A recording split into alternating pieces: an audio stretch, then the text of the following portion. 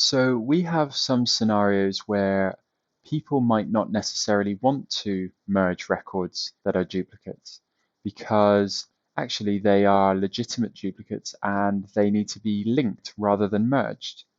So we have created the ability to here either tag records or we can review them in the Perfecta Merge session group listings page.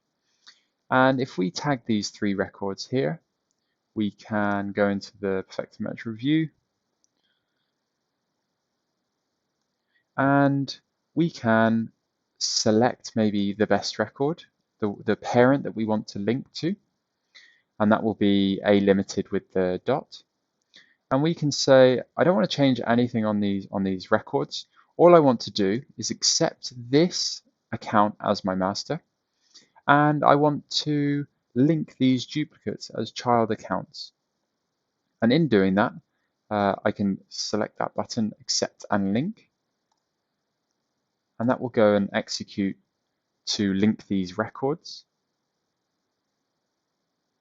That's completed. Let's refresh this.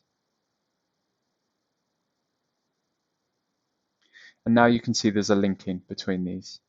If I go and click on this record here, I will be able to see that the parent account is A limited.